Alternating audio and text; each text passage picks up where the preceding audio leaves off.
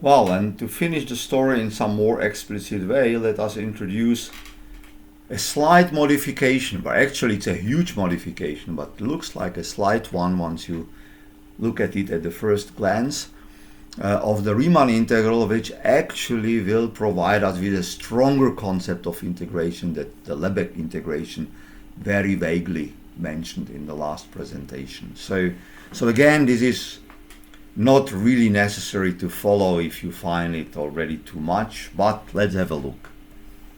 So what the people call it, it's the Kurzweil-Henstock integral, but it has got a few other possible names. And this is a way of integrating which tries to remove the gap from the Riemann integration. And as I already told, as what the sets of measure 0 are, that's very important. And then we shall work again with the partitions and with the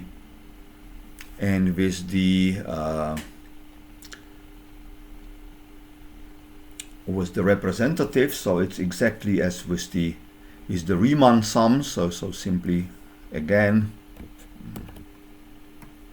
we are in the scheme as we are used to. So we have the interval AB and we cut it into a few small intervals or many. And we have got the representatives psi I, so there will be some representative in the middle. And when defining the Riemann integral, so these were the psi I. When we were defining the Riemann integral, we were interested in any sequence of such partitions and choices of the representatives with the norm of the sequence, which is the minimum of the length of the small intervals, going to 0. And now instead we introduced what's called a gauge, right? Not the right way, so this one, gauge. That will be a function delta, and simply the function delta says how big they could be, right? So that's the limitations for each point. I prescribe by choice of the gauge how big the interval including this point may be, right? So and this is the condition on the left and right hand sides here. So of course the norm delta, being a constant, is a particular case of this gauge. And now so skipping some details, we say that the integral exists, and the definition is very similar. If whenever I tell how much I am allowed to deviate from the value I, there will exist a gauge. So this calibration, how to allow the interval sizes, such that for every delta gauged partition, so it's a partition which satisfies the condition given by the gauge with some representatives, the inequality says that I'm as close as I requested, so not further than by epsilon. And that should be true for the Riemann sum.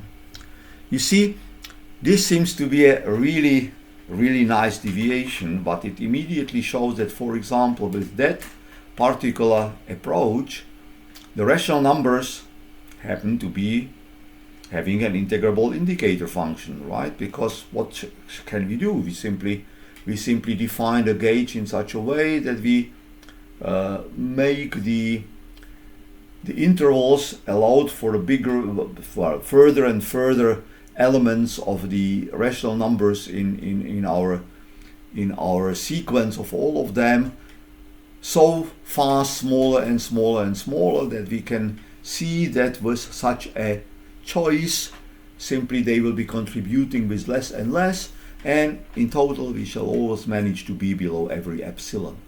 So this is just a slight modification, and because we simply reduce the number of the possible systems of the partitions with representatives, it's more or less obvious that the elementary easygoing properties of the Riemann interval will be again holding true, right? Because I mean the additivity and so on. It's more complicated to see that actually it will be sigma additive, and also it obviously then produces a measure, and it is the measure which tells that the measure of an interval is the difference between the limits of the interval, limit points, and so the bounds of the interval, and therefore it must reproduce the Lebesgue measure. As we heard, that was the only one, so the measure is the same. And actually a function is Lebesgue integrable in the previous sense, the abstract one, the complicated one, if and only if the absolute value of it is Kurzweil-Henstock integrable. And on top of that, the Kurzweil-Henstock integral as well as Riemann integral does work also for not absolutely integrable things. So it's stronger in that sense. And what's the last comment, so as you see, I'm at the level of comments. I don't prove anything here. I even don't indicate. It's far too much complicated for our level of lectures. I just wanted to bring some say insight and some glimpses towards where it could go if you were interested into more details. But let's finish with the comment concerning the fundamental theorem of calculus, which makes the Kurzweil-Henstock construction even more interesting, because you know that if f was continuous, then already the Riemann integral and therefore also the Kurzweil-Henstock integral would find the primitive function as a function of the upper limit, and then this is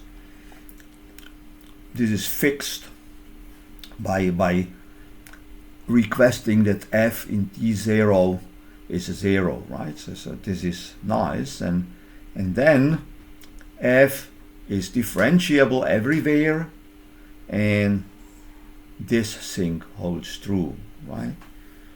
And actually this was called the fundamental theorem of calculus, but in fact it's two theorems, because there are two different points to see. And the first one is here in this theorem as follows. So suppose that f is k integrable on the interval ab, and then of course we can write down the function as the function of the upper limit, and the claim is that the result will be continuous. Well, nice claim, but on top of that, the claim is that the derivative will exist almost everywhere and equal to f there.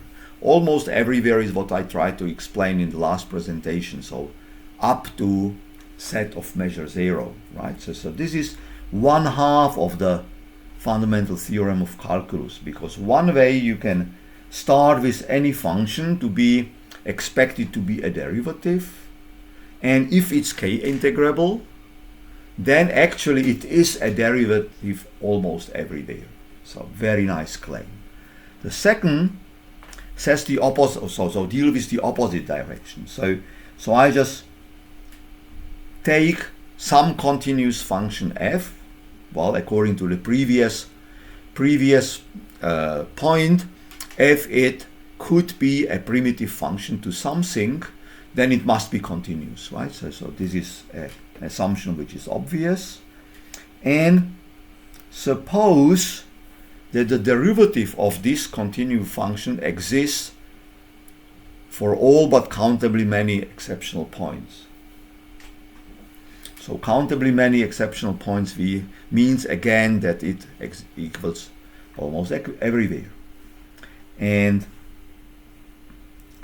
I can add the definition of ft in those points arbitrarily, because changing the values on a set of measure 0 doesn't change the integral.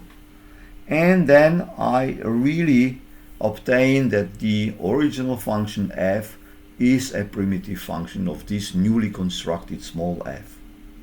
And the interval always exists to this. Right, actually, as I wrote it this way, so it will be